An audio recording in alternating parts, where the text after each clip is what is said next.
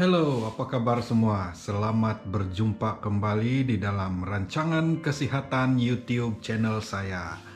Terima kasih kepada semua yang rajin menonton dan terima kasih kepada yang sudah subscribe. Hari ini kita akan berbicara berkaitan dengan prostate cancer ataupun barah prostat.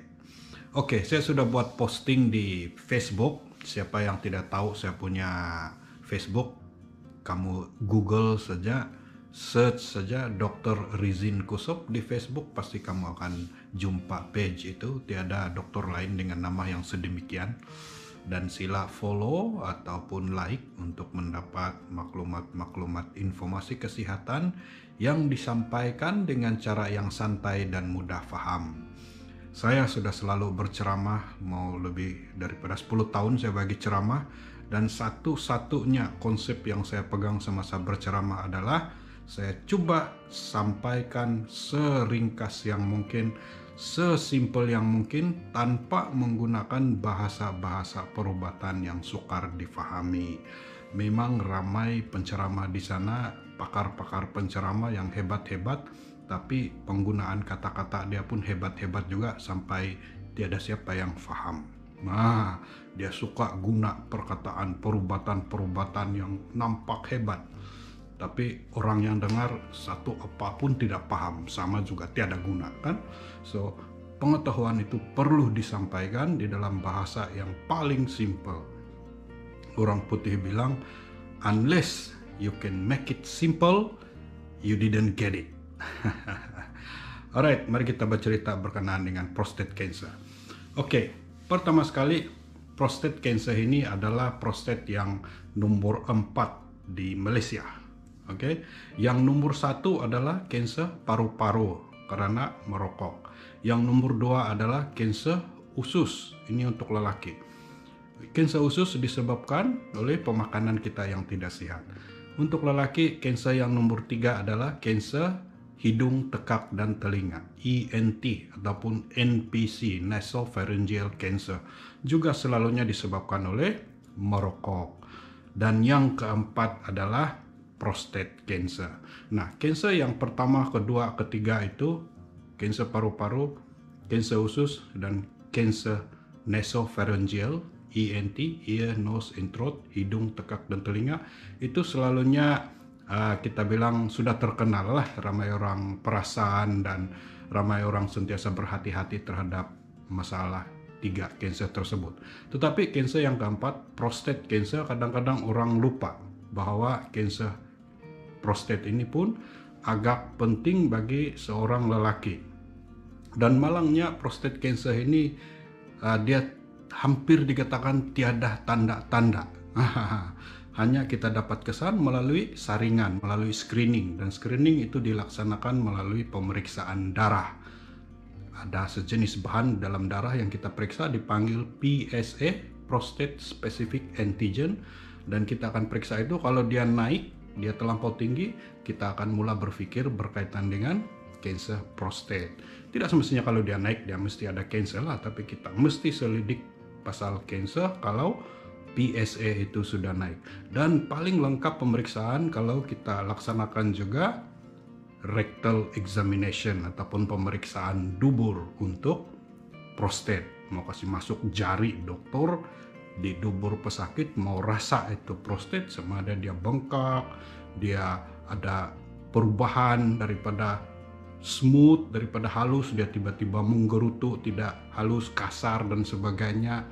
Nah, itu adalah tanda-tanda bahwa sudah ada masalah dengan prostat tersebut.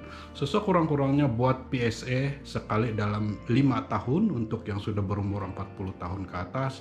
Sekurang-kurangnya minta cek dubur sekali dalam 5 tahun untuk mereka yang sudah berumur 40 tahun ke atas lelaki. Oke, sudah saya terangkan dengan panjang lebar dalam Facebook di mana itu prostat, apa fungsinya dan sebagainya. Tapi mari saya sebut lagi di sini bahwa prostat itu fungsi utamanya adalah untuk mengeluarkan air mani, bukannya sperma. Sperma itu di tempat lain. Ini dia keluarkan air mani. Karena dalam bahasa Melayu ini bila kita cakap air mani, otomatis orang pikir sperma. Tapi air mani ini lain daripada sperma. Kalau diartikan dengan terperinci lah. Ada juga orang beranggapan bahwa air mani itu semua sekali lah, termasuk sperma. Oke, sperma itu dihasilkan di testikel ataupun di biji lelaki, biji yang bergantung di luar itu. Di situ dihasilkan itu sperma. Air mani tanpa sperma itu dihasilkan di prostat. Dan prostat itu kedudukannya di bawah pundi kencing, di depan dubur usus di dubur. Jadi sebab itulah kita kasih cocok cari di dubur, karena kita boleh rasa itu prostat melalui dubur di sana.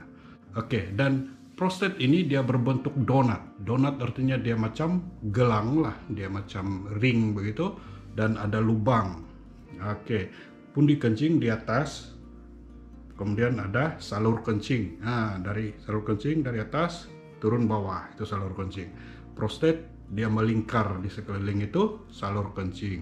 Itu sebabnya kadang-kadang ada penyakit yang dipanggil sebagai BPH, benign prostate hypertrophy, BPH yang juga bermaksud pembesaran yang tidak bahaya untuk prostat. Jadi kadang-kadang prostat ini dia membesar, lepas itu dia cengkam ini salur kencing, dia cengkam. Bila dia cengkam, tidak dapat keluarlah air kencing. Itulah masalahnya, kadang-kadang yang sudah lanjut umur dia susah mau kencing karena prostat dia bengkak. Dan prostat yang bengkak itu tidak semestinya kanker, bahkan tiada kena mengena dengan kanker. Jadi mesti minta periksa dokter sama ada bengkakan itu yang tidak bahaya, BPH ataupun kanker. Ini dua benda yang asing. Satu BPH, benign prostate hypertrophy. Satu lagi prostate cancer. Dua-dua pun boleh bengkak dan mencengkam salur kencing, tapi bukan berkaitan. Kalau ada BPH tidak semestinya cancer. Kalau ada cancer itu pun bukan semestinya disebabkan oleh BPH. Dua benda yang berbeza. Oke, mari kita bincang topik yang paling penting. Penyebab utama prostate cancer, ataupun dalam perkataan lain risk factor, ataupun faktor-faktor yang memungkinkan seseorang itu lebih senang kena kanker prostat.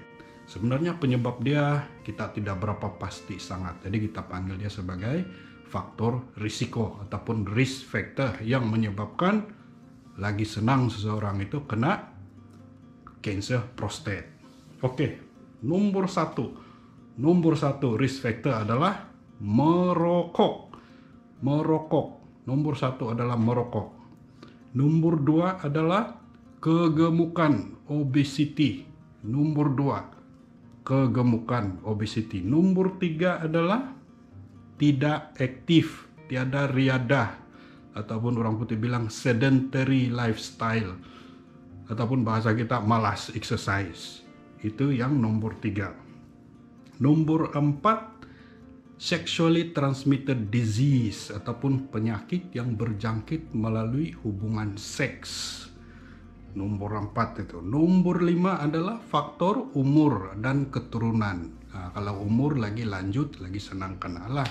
Kalau keturunan, kalau bapak ada prostate cancer, datuk ada prostate cancer, kita pun lagi senang kena prostate cancer, dan selalunya ataupun sepatutnya perlu dibuat saringan selalu. Yang nomor 6, yang terakhir, barulah kita bilang kelenjar yang tidak aktif. Kelenjar yang tidak aktif ini adalah yang jarang dia kasih kusung, dia punya prostate cancer. Itu topik yang saya buat di Facebook. Ramai orang yang excited, ramai yang tag bini dia, ramai yang tag laki dia. Sepatutnya janganlah terlampau excited, karena faktor itu yang paling tidak penting.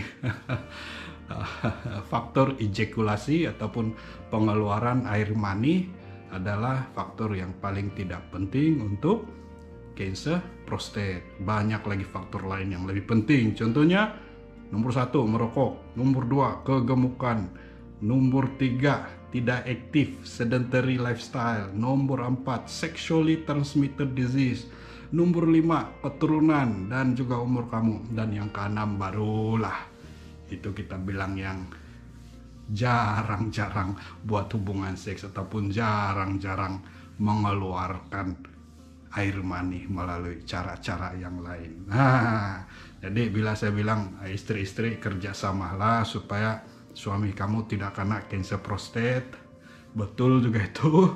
Tapi pikirkan dulu 5 faktor utama di atas itu.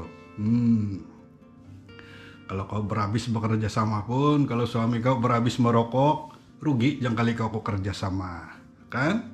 Tuh, kalau suami kau merokok, suami kau gemuk, jarang pergi exercise, sama juga dia tinggi risiko prostate cancer walaupun kau bekerja sama dia setiap malam. So, benda itu kena ingat juga. Kemudian satu perkara lagi, ada yang mulai berpikiran yang agak aneh juga, dia bilang, wah, mau cari lah ini pasangan supaya tiap malam boleh buat. Tidak tahu macam mana cari dia pasangan, macam mana dia mau cari pasangan, saya tidak tahu dan tidak cakap.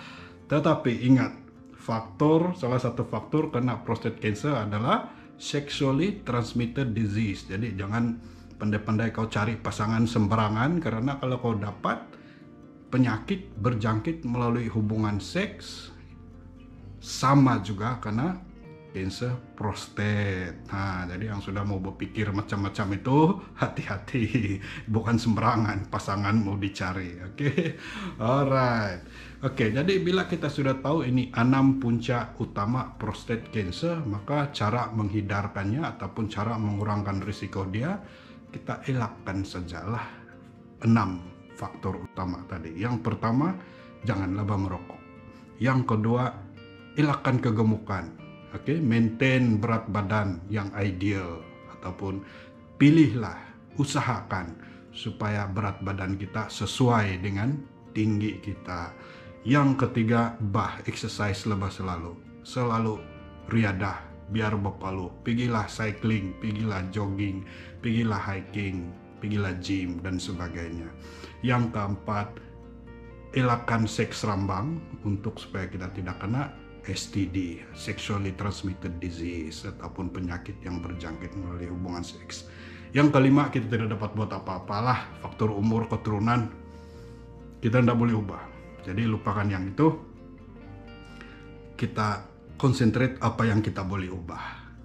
Nah, kebaikan dia, faktor keturunan hanya 10% saja. 90% yang lain itu dipengaruhi oleh faktor-faktor yang luaran yang saya cakap tadi. Dan yang terakhir, yang nomor 6, barulah kita risau berkaitan dengan jarang dapat buat hubungan atau jarang dapat kasih keluar itu air mani. Faktor yang paling kecil, faktor yang paling rendah, tidak perlu risau sangat. Tapi kalau dapat buat kenapa bahkan, kalau istri dapat kerjasama, partner dapat kerjasama, lagi bagus laba. Artinya dia dapat juga laba, tolong sikit-sikit mau lawan memerangi itu prostate cancer. Prostate cancer, kanker yang nomor 4 di Malaysia. Sekian dan terima kasih.